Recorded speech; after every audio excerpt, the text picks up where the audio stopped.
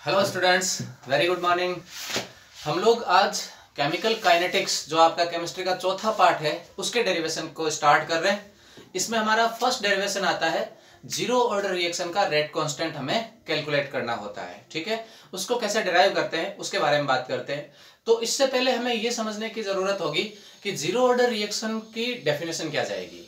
तो पहली बात तो आप ये दिमाग में रखें कि जीरो ऑर्डर जो रिएक्शन होती है, शून्य कोटि की अभिक्रिया, वो उसके रिएक्टेंट की कंसंट्रेशन पे डिपेंड नहीं करती है। एक परिभाषा तो ये हुई।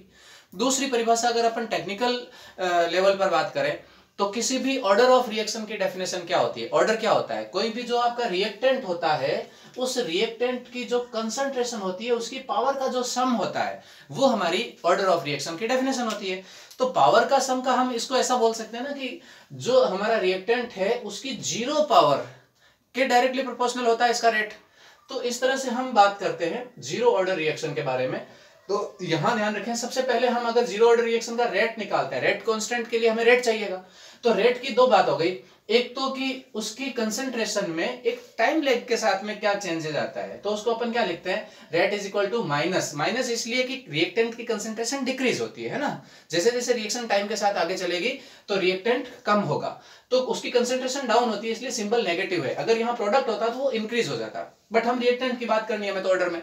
तो minus D R upon D T, तो टाइम के साथ में जो चेंजेस होता है वो हमारा इंस्टेंट रेट होता है। ठीक है, इसी टाइप से हम क्या बात कर रहे हैं कि rate is directly proportional to concentration of reactant. अब कंसंट्रेशन में हमारा ऑर्डर कौन सा है, जीरो था, हम इसकी जीरो पावर लगा दी। अब आप अगर ये प्रोपोर्शनल का सिंबल हटाएंगे तो क्या लगा देंगे, देन के आर, और पावर होगी इसकी जीरो। इसका मतलब ये हो गया कि रेट का मतलब minus D R upon D T भी है, यार इसको अपन ऐसा बोल सकते हैं minus D by D T into R, और एक हो गया हमारे पास में rate is equal to K R और power zero.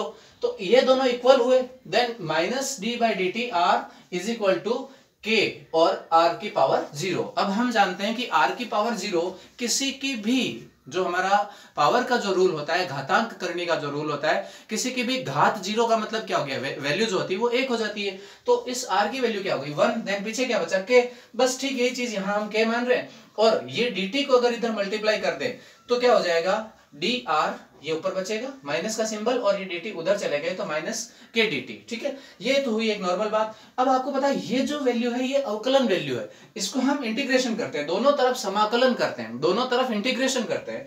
Integrating both side करने पर क्या होगा, ये हो जाएगा r is equal to minus, ये दोनों साइड में d हट जाएगा, kt, और एक प्लस में क्या आ जाएगा, i लिख दो चाहे c लिख दो, कुछ भी, हमें कांस्टेंट लेना है, इसलिए यहां पर ये i लिया है। i इसलिए ले लिया कि इसको इंग्लिश में अपन समाकलन को इंटीग्रेशन बोलते हैं, और इंटीग्रेशन का कांस्टेंट था इसलिए हमने इसको i यूज कर लिया।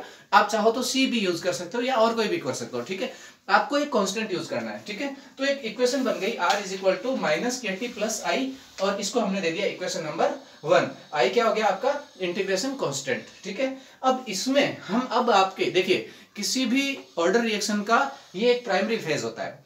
इसके बाद हमें बात करनी होती है कि हम मानते हैं कि स्टार्टिंग में जब आपका टाइम जो था वो जीरो था, t is equal to zero, then जो r है, r मतलब रिएक्टेंट की कंसंट्रेशन, उसको हम मान लेते हैं r नॉट।